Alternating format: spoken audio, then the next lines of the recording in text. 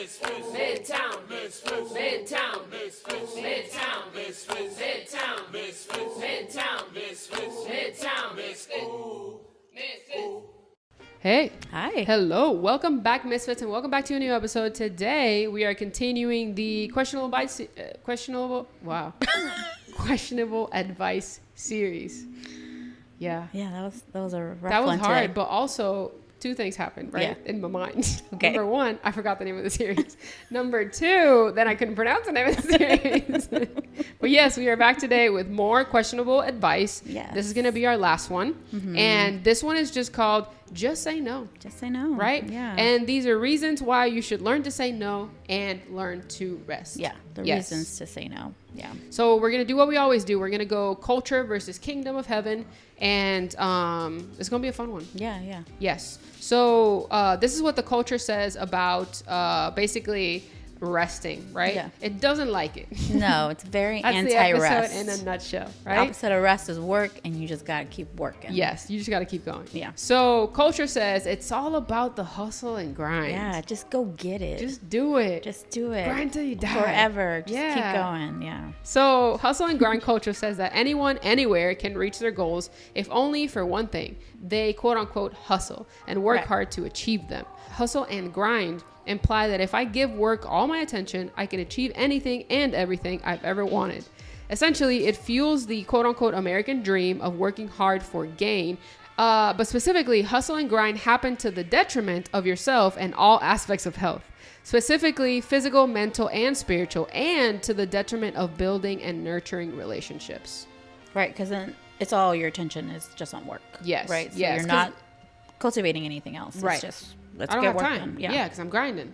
Yeah, it's interesting. And I don't want to, because we're going to mention the American dream several times. I don't want to hate on the American dream. No. I know the American dream is real and it's saved a lot of people. It's giving Absolutely. aspirations and goals. And there's many people that are first generation immigrants and all of these things. And the American dream is real. But this particular is taking the American dream and perverting it then I have to work for everything. I have to do everything all out of my own time. strength. And I don't have time for my husband or my wife or my kids. Or anything else. Because I have to grind and I have to And be that's a millionaire the only by way the time I I'm can 28. be successful Right. and grow and do anything in this life to like be important or do something significant. It's like just continuous grind, continuous work. Yeah. So we take that and looking at the kingdom. So the kingdom of heaven is a kingdom that promotes rest, right? So the first aspect we're going to talk about is physical rest. And so we have to mention that, yes, some people do achieve, a form of happiness or comfort from their efforts of work and achievement. Like you can be content and find, comfort in that. Yeah. We all have those goals we want to achieve, and there's nothing wrong with that. But more often, as we said, like this American dream plus this hustle culture just creates a very toxic cycle, right? Like it just gets very obsessive, very pointed at just work. So this type of hustle and grind culture tells us that as we work harder and harder, then we can always have more and more. And this idea that we want more and more as well.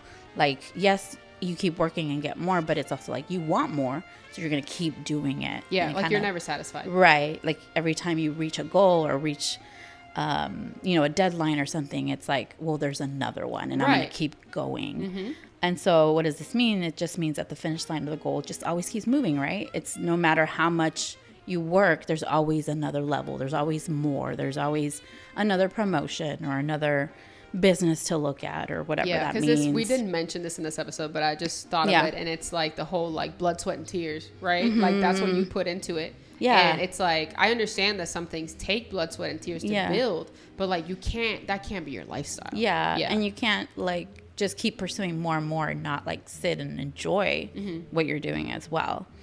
So living this type of lifestyle will lead you to burnout. Yes.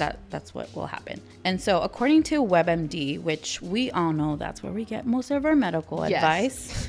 We feel kind of funky, anything like that. WebMD. Yeah. So we also are going to take that. Yeah, that's what we're going to use because that's what you use too. Yeah, this is just, we service to the people. Yes. And ourselves. But yeah, burnout is a form of exhaustion caused by constantly feeling swamped. It results from excessive and prolonged emotional, physical, and mental stress. So in many cases, burnout is related to the person's job. Burnout happens when you're overwhelmed, emotionally drained, and you're unable to keep up with life's demands. So you're doing more than you actually have capacity, but you feel like you have to just keep going, right? And so that's how you get burned out, because you're not allowing yourself to like margin for anything else. Yeah, it's not a maintainable pace. Yeah, but you feel like I have to keep going, and even there comes in like competition and, you know, trying to like compare yourself to others, and that's a whole other thing. But burnout can manifest in a physical, mental, and spiritual way. And the Bible tells us in Deuteronomy 5:15, it says, "Remember that you were once slaves in Egypt, but the Lord your God brought you out with his strong hand and powerful arm. That is why the Lord your God has commanded you to rest on the Sabbath day."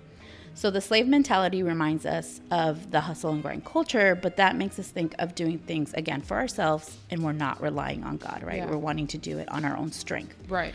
So we become slaves to the job, and so we do need physical rest, just like you need sleep. Yeah, like you need sleep. Yeah. Yeah, that's how you were built. Yeah. Yeah. Whether you believe in God or not. Yes. Homie, yes. you need sleep. Every human needs Yes. sleep, whatever that looks like for you. But yes, you definitely need sleep, and you need to sit down. Yeah. You need to rest, like not just sleep, but also like take a break, right? Yeah. Take a breather, lie down for a minute, take a nap if you need to. Yes. Be like but yeah. Elijah. Yeah, just Eat some bread and take have a a nap, snack man. and take a nap. Yeah.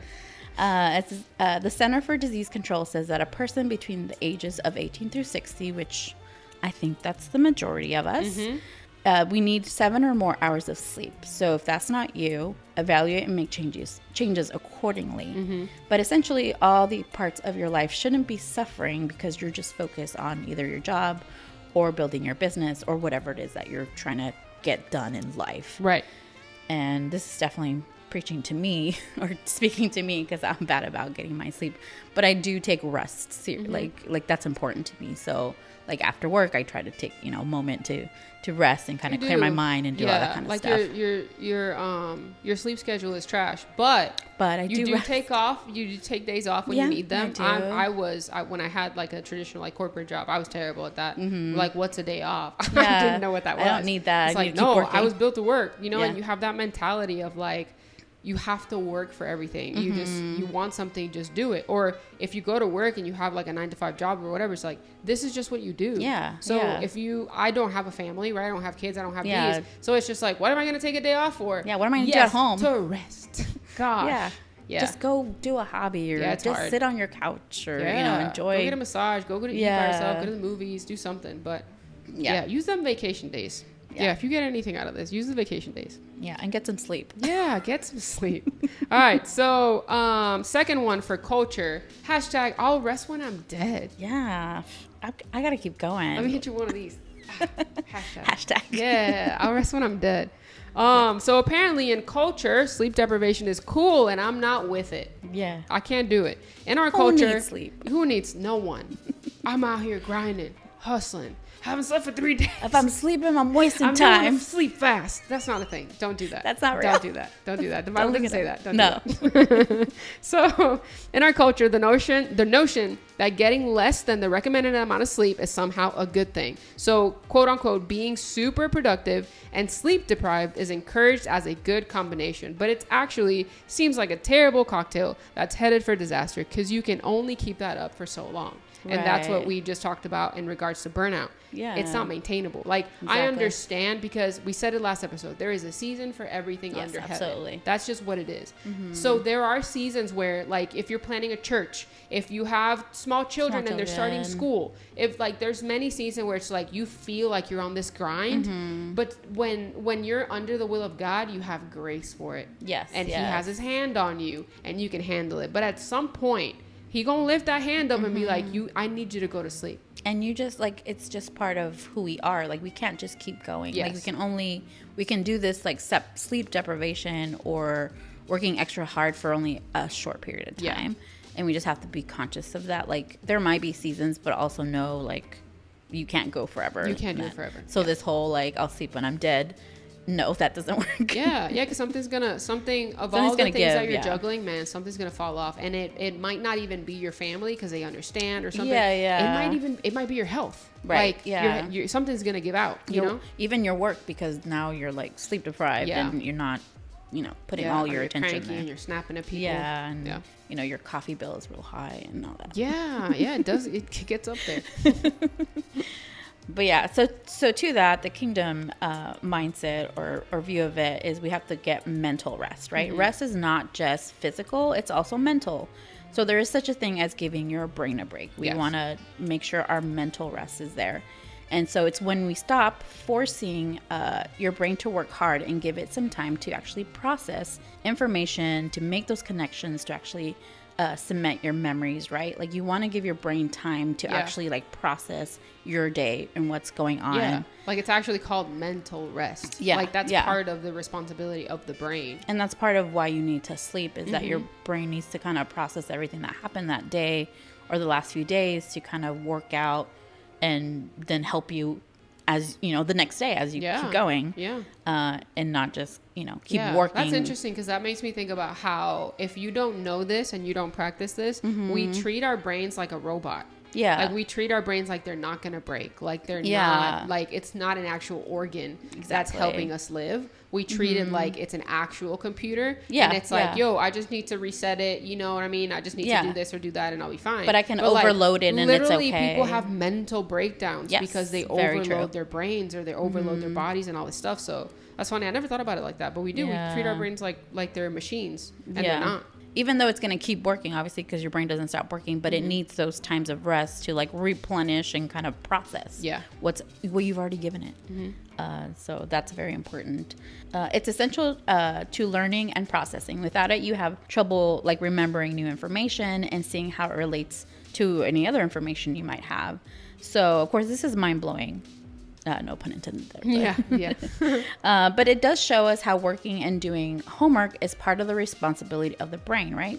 But so is resting and processing and thinking about your day. Like, it's all part of how the brain works. Yes. You take in a bunch of stuff, but it also needs time to process all that stuff. Yeah.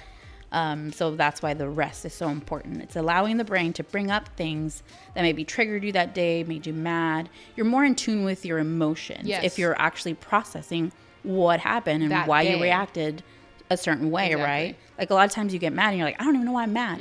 So you sleep on it. The next day you're like, I have more clarity. I can understand how the situation, why it triggered me or why it made me react a certain way. Because imagine it's a regular week, right? Monday through Sunday. If you're one of those people that you're like a Sunday through Saturday person, sure. But like, let's say you've already lived 3 days out of the week and you haven't had a chance to rest, right? Right. And then on Thursday or Friday, all of a sudden, like you said, super emotional, super sad, super something, and it's just like, yo, what's going on? You've already put so much information in your brain that week, especially if you're in one of those seasons, and you like, not even considering sleep, like if you never sat down to just be like, let me sit down in silence, because some people aren't comfortable in silence. Silence is important. Let me just sit here and drink this coffee. Let me just sit here and drink my water. Let me just like breathe before I open my computer. Let me take 10-15 minutes. This is where all of those things end up connecting, and you're like, oh man, I was rude. Oh man, that thing that happened 3 days ago, that's what made me mad. That's why I reacted that way. Oh, so important.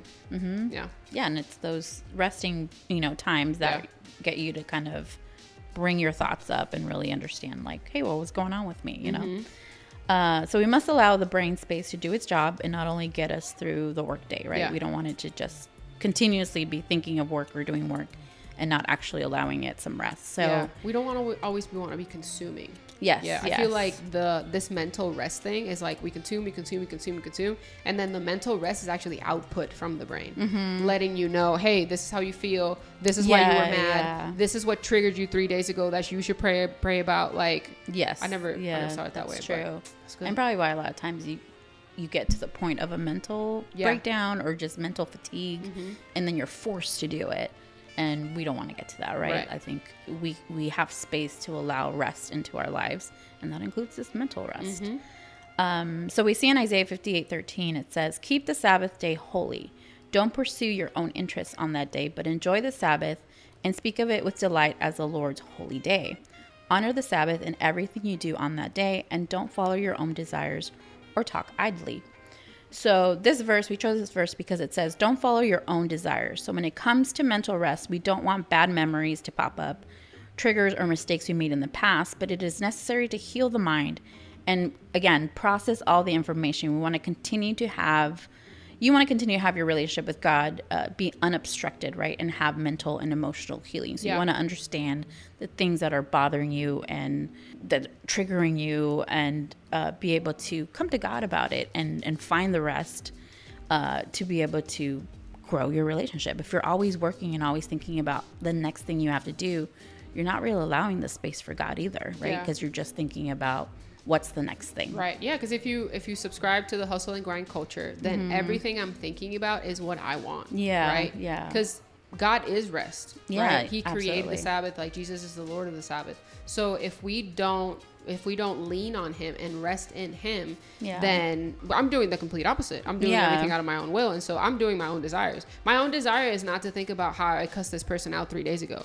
Or my own desire is not to be how I got triggered because I saw like an ex-friend or something. You know what I mean? Like that, no one wants to do that. Right. But when you give your mind rest, it's actually part of the brain's job to be able to bring these things up so that you can bring it to God and you can heal them. But I'm just like, I'm saying this like I know it, but I'm as mind blown as you are. Hopefully it's affecting you, because we were preparing for this episode and I'm like, I never saw the brain this way. I never saw, I saw the brain as a machine. Like go. But I'm like, oh, the brain has other responsibilities to bring these things up, to like actually connect things to memories and stuff like that, bring it to your recollection and be like, oh, it's crazy.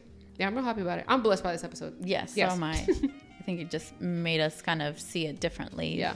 And not maybe abuse our brain sometimes, and really consider like why the rest is so important. Just, and overall, just being better humans. Right.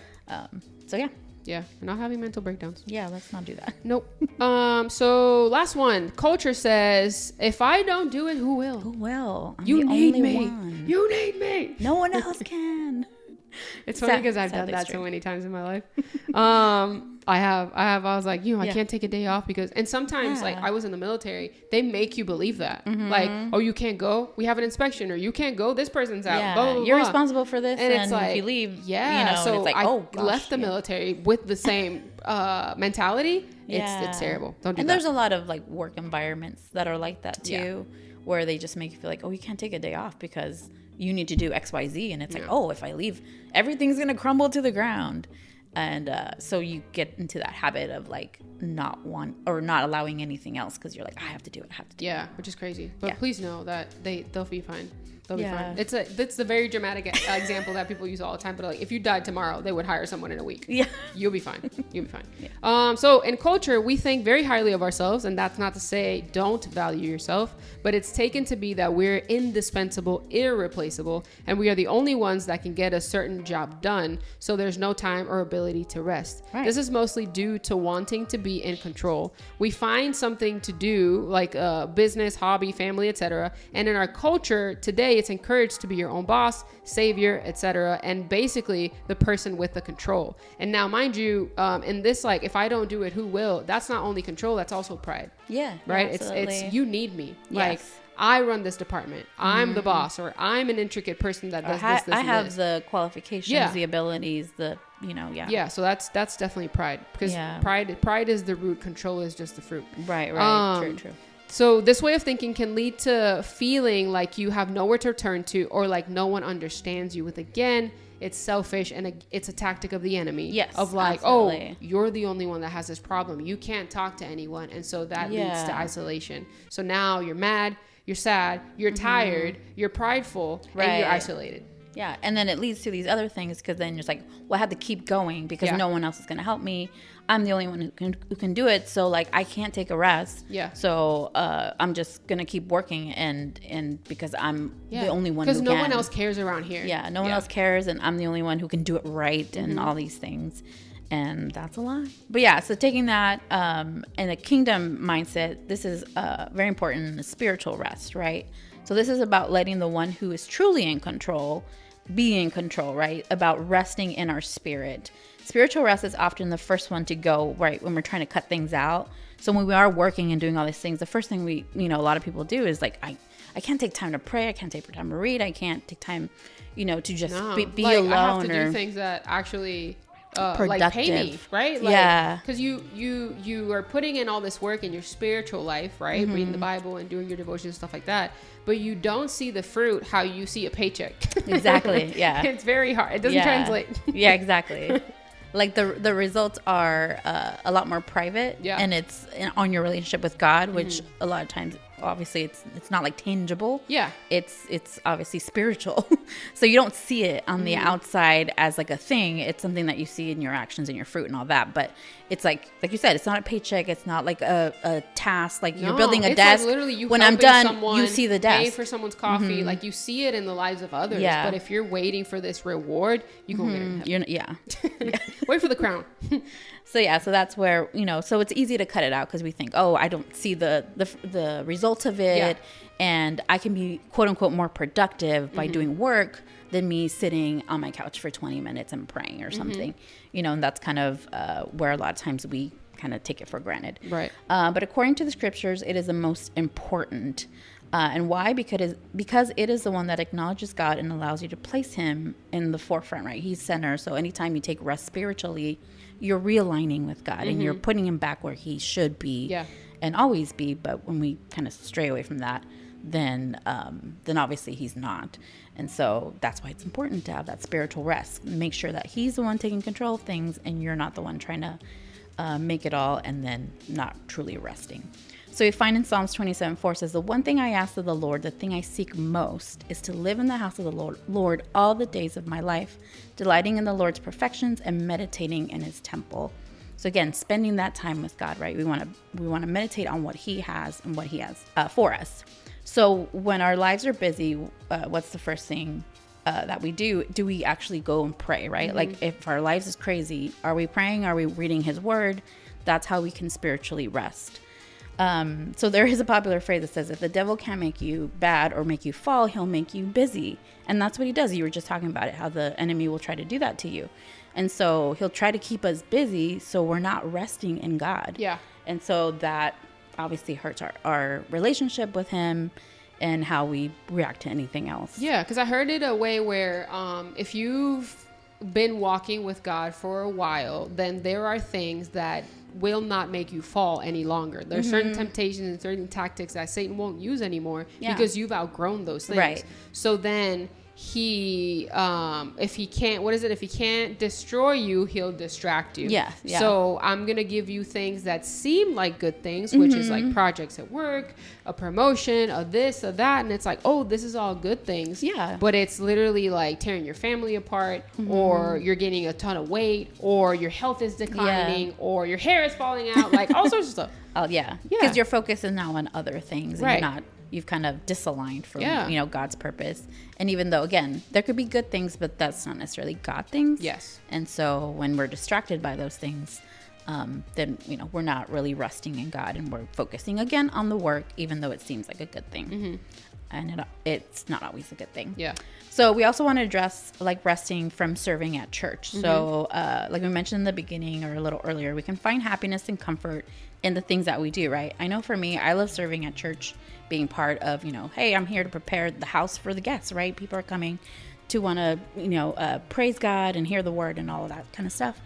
But like with anything, it can also be exhausting. We can also burn out from, serving too much because we're human. That's, we get tired as well. Yeah. And we don't want to do that. So saying no or taking breaks is a very healthy thing as Christians and as a member of your local church. So sometimes there's some guilt behind that, but I think like with any other rest, like you also need to do that if you're part of a team or you serve at a church. Like the pastors do it, you can do it too. Yeah, because all the things that we've talked about tie into that, right? Oh, I can't, they need me. Yeah. Right? I'm the only one that can do it. Yes. I'm the only one on this team, or I'm the this, I'm the that. And it's just like, they will be fine, right? Because what is it? Too much of a good thing can be a bad thing. Can still be bad. Yeah. It's like, it can still get to the point where you're doing it in an unhealthy way. Yeah. And then, because we've done it, right? We do it where it's like we're serving and I don't have enough people on my team, so I'm just going to skip the sermon today. So now you don't get fed because you're doing this or just and you're doing frustrated that. Because, now you have to do whatever task you or had you're to do. filling in for somebody else because like they don't have enough people on their team, and it's just it gets to the point where it feels like a job. Yeah. So you wanna serve out of overflow. Yes. You don't want to serve from an empty well. Yes. Because it man, you gonna get angry.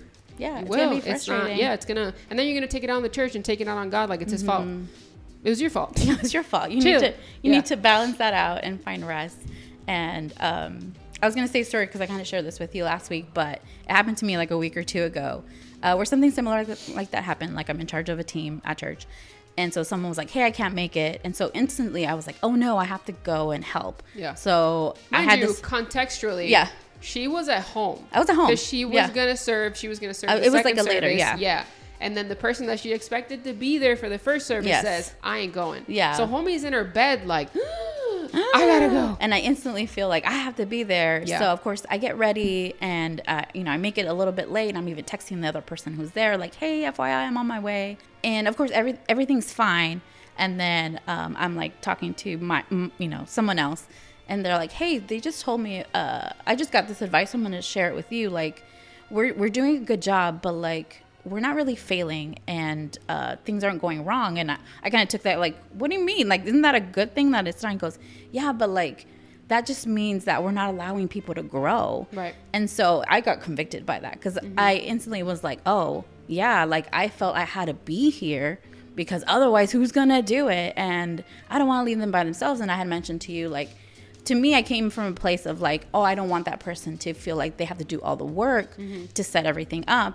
But, as I thought about it more, it did feel like maybe I feel like I have control, or I want to keep control of this because I know the right way to do it or whatever. Right. And I instantly was like, oh no, that's not what I want. I want other people to be able to step in and also be able to serve. And I don't want to feel like I'm indispensable or I can't be here and everything's going to fall apart. So I did take a weekend off. Thank you. I took last weekend off and I said, Lord. But that's just like a recent thing that happened to me where I felt like I felt like I had to be there. And then that same day it was like, oh, it's okay if things don't go that well. Yeah. I'm like, oh yeah, it's actually okay. And then I'm like, oh, I'm the one who needs to like reprioritize those things and not allow like my feeling of like, it can't be done because I wasn't there. It's like, no, everything's going to be okay. And people are going to step in and God's got it. Like, that's the most important thing. So if I'm not there, it's fine. So people will survive. And they did, and it was fine.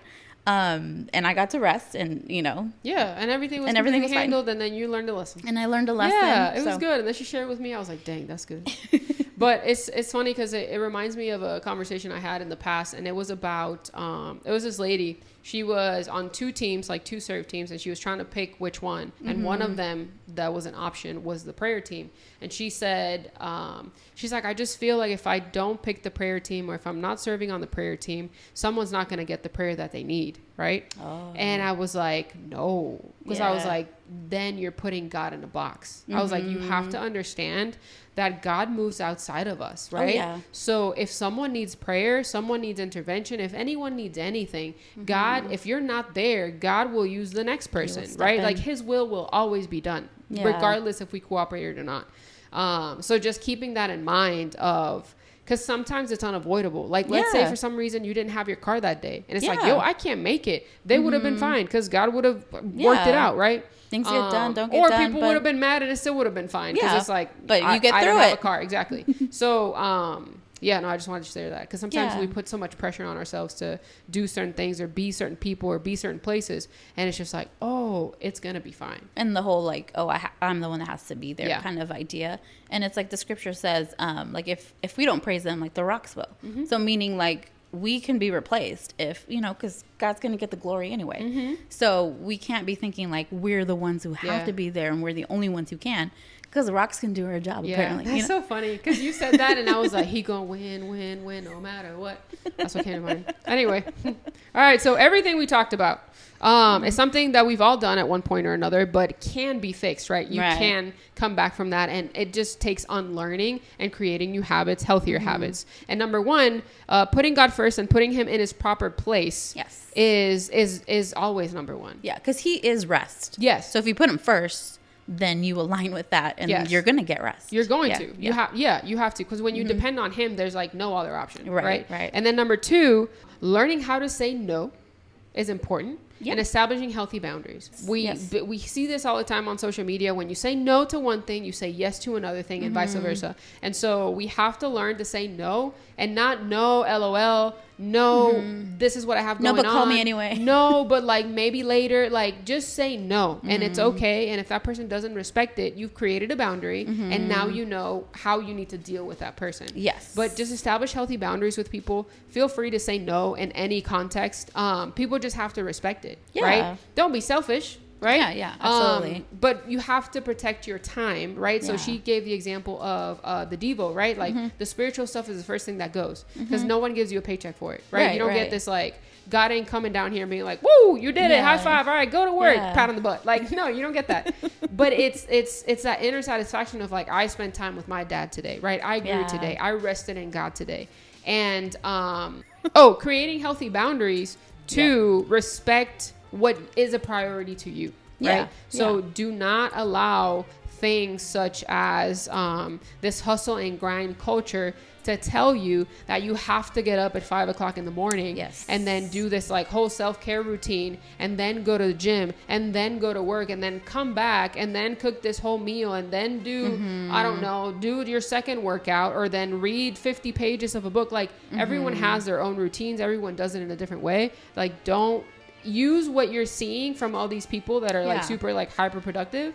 Use it, but adapt it to what makes sense to your lifestyle life is. Yes, because the things that work for her don't work for me. We don't have the same schedule. We don't have the same job. We don't have the same lifestyle. Like it just doesn't work. Even our study, the way we study, or the way we read, or the way we pray, like are going to be different. So I can't be like, you do this and it'll work for you, and you're like, I don't like that. Yeah, it's like that doesn't work for me. Yeah. So just use it as inspiration and as motivation. But then continue your discipline and then tweak it according to what works for you. But set healthy boundaries to protect your spiritual life, and then all the important things, which is your family, your hobbies, your mental health, your peace, like all those things. Everything else. And no is a complete sentence. It is. I've heard that. So I believe it. And you don't necessarily need an explanation. But if sometimes people close to you want to give it to them, that's okay.